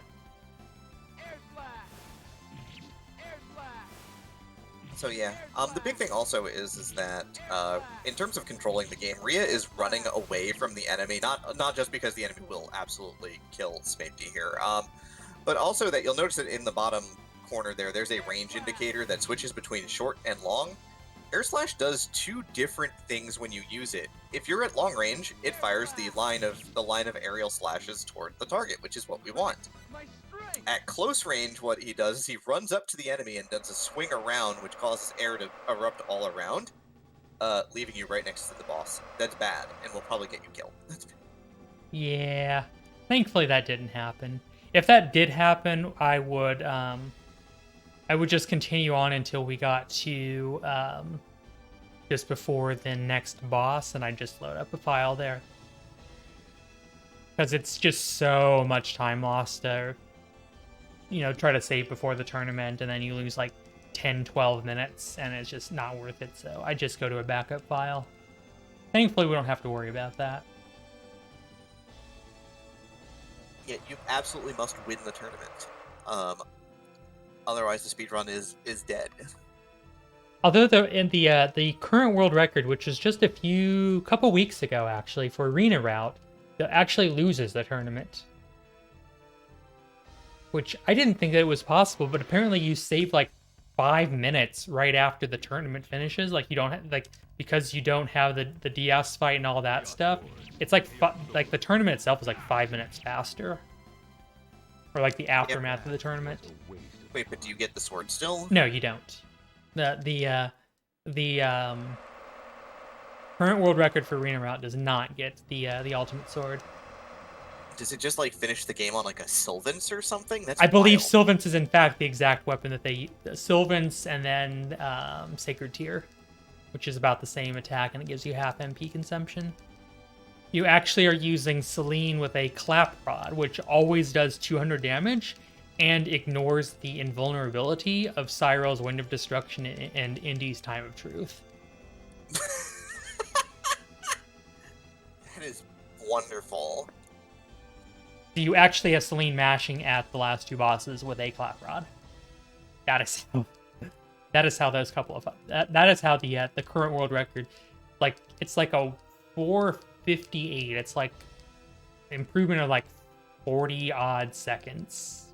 But yeah, it doesn't win the tournament. It doesn't get the ultimate sword.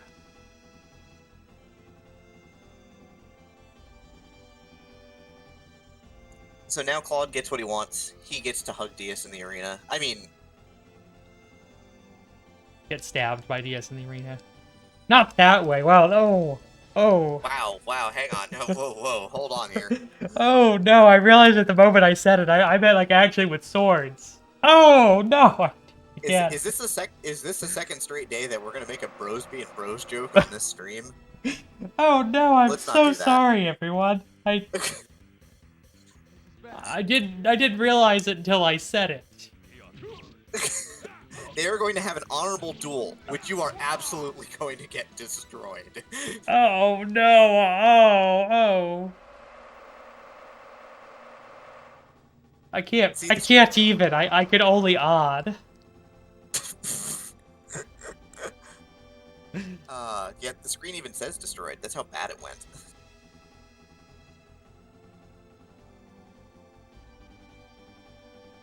I'm sorry. Please don't. Hold on, I need to go blow my nose.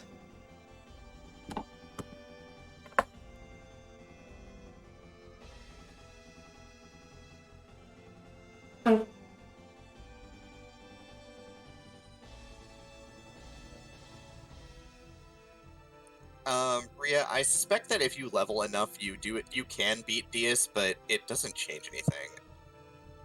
Yeah, I've never actually seen it happen without, like, I don't think I've ever seen a video of it happening. Also, I think somebody made a donation a while back. I don't know if There was a donation that did sneak in. I wanted to wait for the end of the tournament, though. Now the tournament's over and you're licking your wounds because, like, Diaz just destroyed you. It even said destroyed on the screen. That's how much he destroyed you. He Guilty Gear destroyed you. We did get a $5 donation from Silvermoon 9000 to name Bowman Silver M. So thank you, Silvermoon.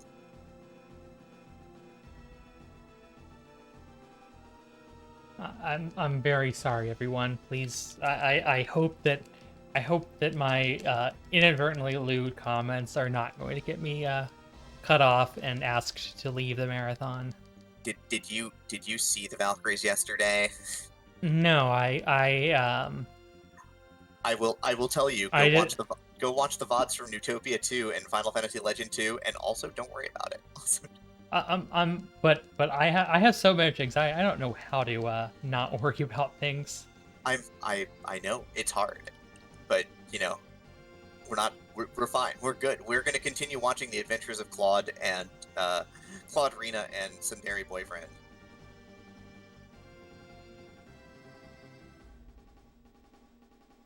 Excepting Tsundere Boyfriend doesn't join us on this route. Which kind of boyfriend?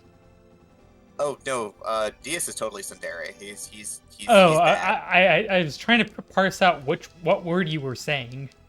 It is real early in the morning, and I am bad at words. I'm still.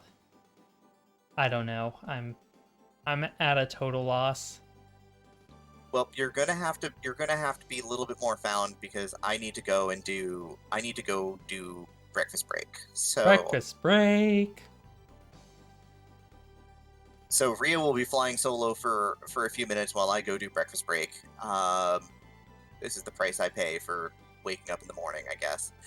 But I'll be back in a few minutes. Rhea's gonna go and grab some swords because that's what we do, and then hopefully I get back in time for the most important part. Yep. So we came in second in the tournament. We get a copy of all the weapons and armor that we used in the tournament, plus 6,500 full. And now we have to take this detour over to the far side of town, which the game never tells you to do. But if you go over here and you go into this tournament when you came in second, this guy, Grandpa Gamgee, will give you the Sharp Edge, which is actually weaker than the sword that we just got for winning for second place in the tournament. However, the real power of the Sharp Edge is not in its overall base power, but in what it can become. It does have the ability to be crafted into the ultimate weapon in the game, which we will use to completely and totally destroy pretty much everything in Disc 2.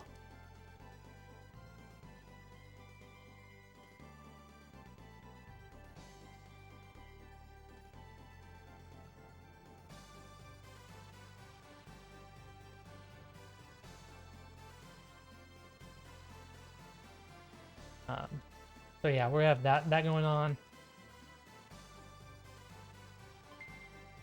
There's the Sharp Edge that we just got. And now we are ready to leave town. We're going to head to Linga. And in Linga, we are going to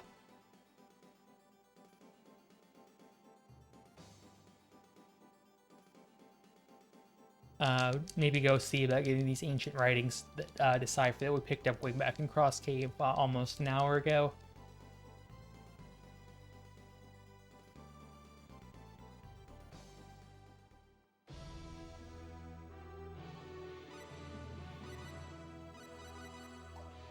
I should have put on a head splitter, but I can do that in a little bit.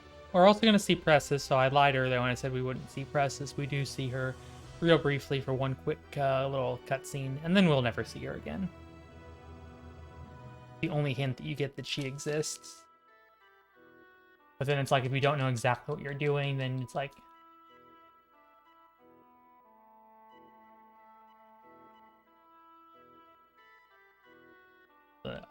Sorry, I'm very, very much out of it, and I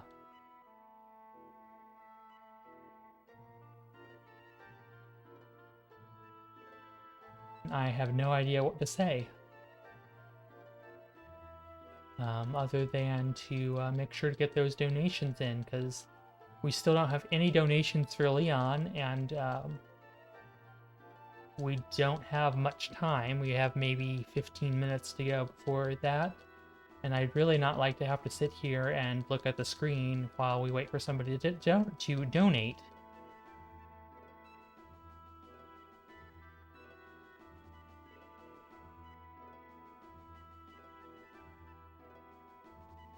So somebody would generously please donate so that we don't have to sit around.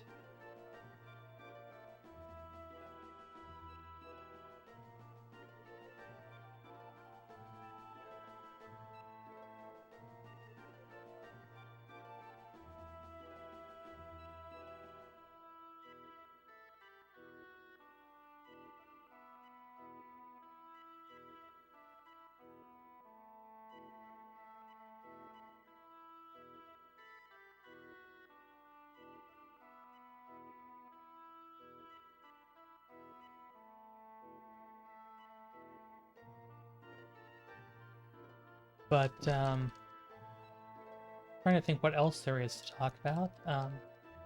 So I'd very much like to show off the Unlimited Indie Showcase. It might be one of the last opportunities anybody gets to see that done live. So if you are interested in seeing me fight a completely unfair and overpowered super boss version of the final boss after the run is over, we're still a very long ways to go from meeting that incentive goal, so, you know, I'd like to show it off one last time for old time's sake. So I think we need like $335, $340 in the next 3 hours and change in order to meet that incentive, so that would be pretty nice. Other than that, I guess since I'm also kind of being the filler host, I'll just remind y'all This is Speedrun Ragnarok, brought to you by the RPG Valkyrie, supporting Take This, in support of raising awareness of mental health issues in the gaming community. You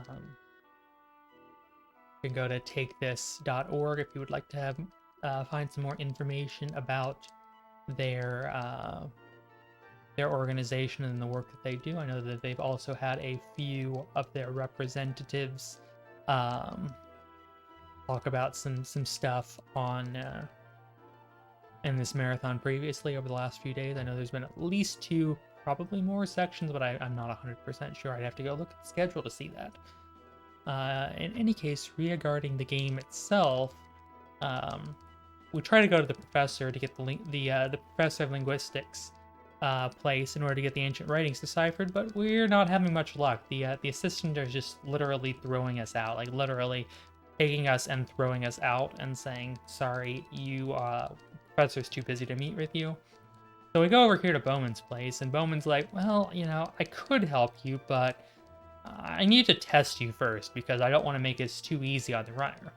And so you're gonna have to go to the Sanctuary of Linga, just outside of town, and you're gonna have to find a rare and/or undiscovered herb and bring it to me. And then I will believe you that you actually went into Cross Cave to find these ancient writings. And then I might, and I emphasize the word might, because I'm not saying I will, but I might help you all out.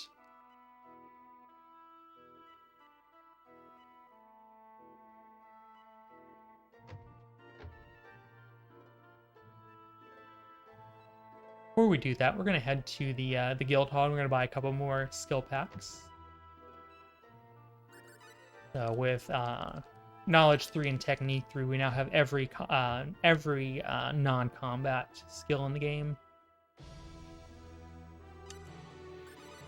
I'm gonna take a quick safety save. That seems kind of nice right now. I keep forgetting to put on Head Splitter. We don't actually use any more killer moves until Shin.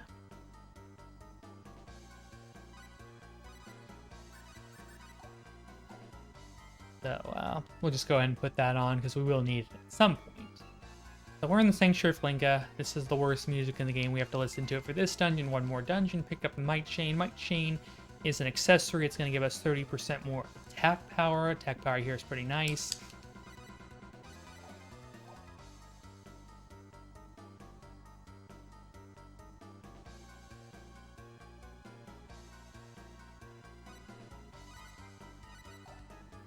Going to continue to use the encounter glitch to negate random battles. We're going to pick up this treasure chest, which contains a rainbow diamond. Rainbow diamond has a secondary effect. When equipped, it increases the effectiveness of all of your skills by 1 level. All of your item creation skills are 1 level more effective, up to a maximum of 10. It's a hidden ability. The game doesn't tell you about that.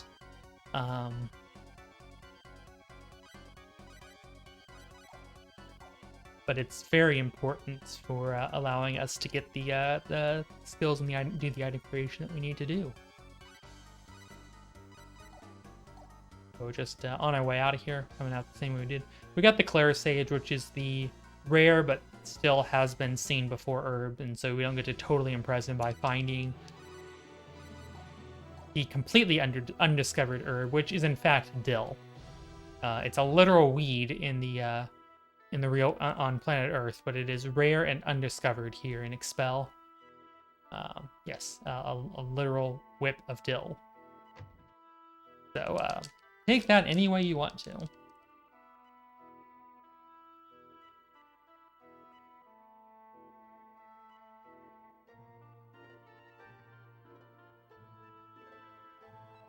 And just to let you know, we only have a few minutes left if you want to name Leon, and we still have not gotten any donations for that, so if somebody wants to help us out so that we're not having to sit around waiting for somebody to name Leon, I know it's a collective action problem. I know everybody is wanting somebody else to donate, but we definitely need to get some donations in so that we're not just going to sit here and wait. And trust me, I'm more than willing to sit here and wait for a donation to come in, and we're just gonna all look in the liqueur laboratory, looking really silly until that gets met, until somebody donates, so that we can move on.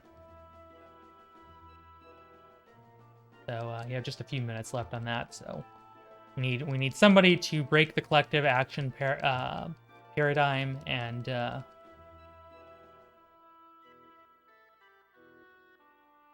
I know everybody watching is hoping somebody else will donate, so that they don't have to. But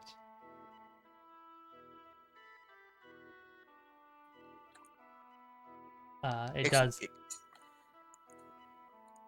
I am back. Sorry. Hello, hello back. I'm Ria. I had to. I mean, you can throw your tomatoes at me.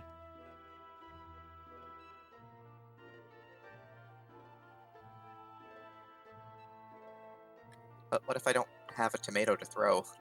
I mean, you know, maybe you could get like a brick. That's not nice. I wouldn't do that.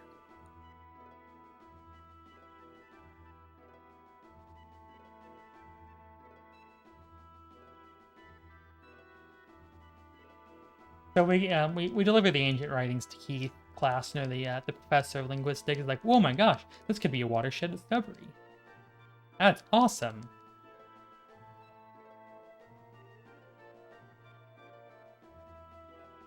Hear that, everyone? Keith thanked me.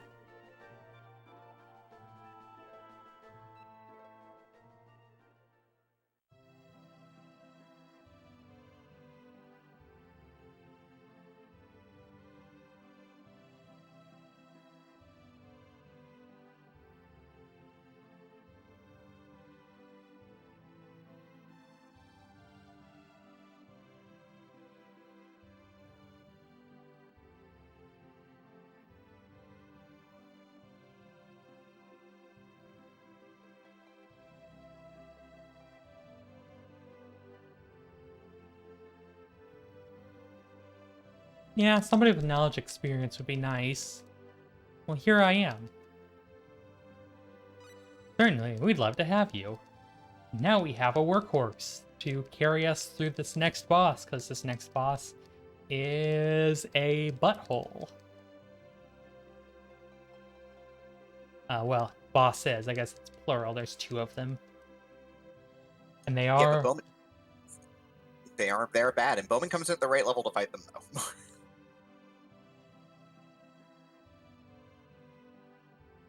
I'm sorry I cut you off. I apologize.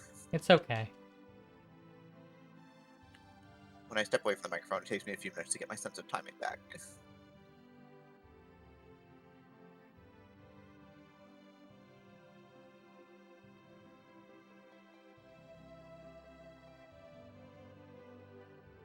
And I'm sure you'll tell everybody more about the bosses when we get there. Well, I'm gonna kind of rely on you to explain what's going on, because I'm gonna be in full focus mode. Got it. Oh, that's fair. I will do my best.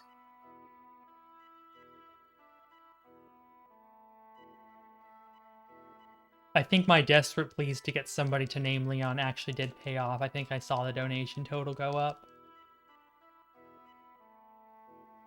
Because I was like, you know, somebody needs to donate or we're all just going to sit here. Until somebody does. So I got a donation from the other Rhea. It didn't specify what character to put it towards, but I'm assuming that it's Leon. But it just says name him Evie. Works for me.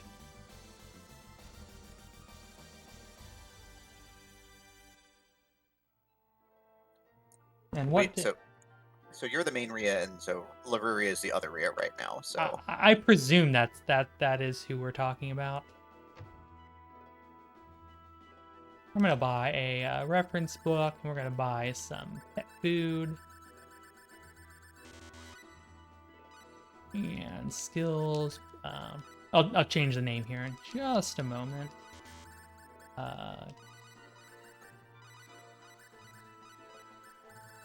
And animal training, scientific ability there.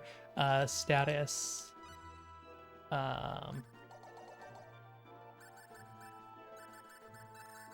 Oh my gosh. lowercase I L V E R. Oops. Oh, no. No, not delete. There we go. Specialty. Got love of animals. Go. Love of animals. Skills. Give you, playfulness. Trying to think what else I want. So the reason that Rhea is taking playfulness, which doesn't look like it does anything, it just says that it's a gift from above. Putting levels into playfulness gives you scaling money based upon how many points you put into it. So gonna get big piles of cash from that. Yeah, got 100,000 full. Just trying to think what else I want if I want to do anything else. I don't need to get anything, but I can go ahead and get my bandit's gloves, a few resurrection bottles, a stack of blackberries, a stack of blueberries.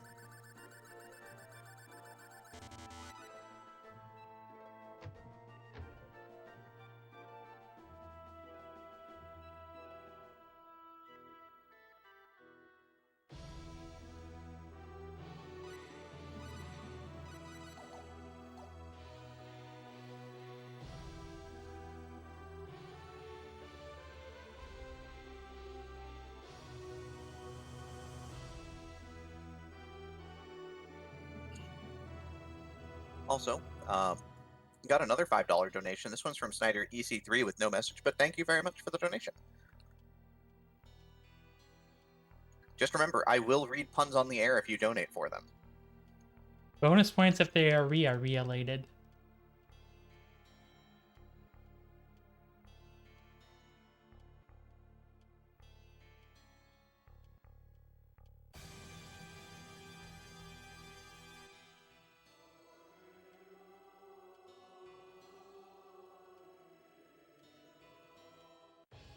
Oops, forgot I have to actually talk to the guard and be formally admitted into the castle. By the way, everybody's here in the castle because the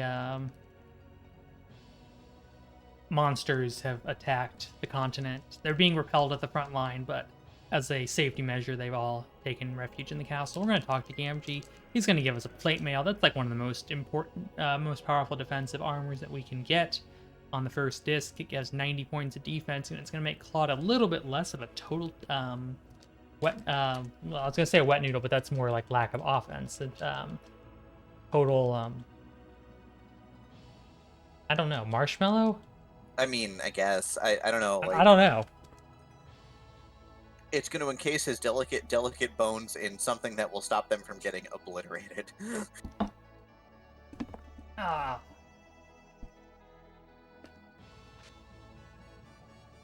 This is Leon. For some reason, he has a tiny, adorable cat boy. Also, the guard catches you sneaking around.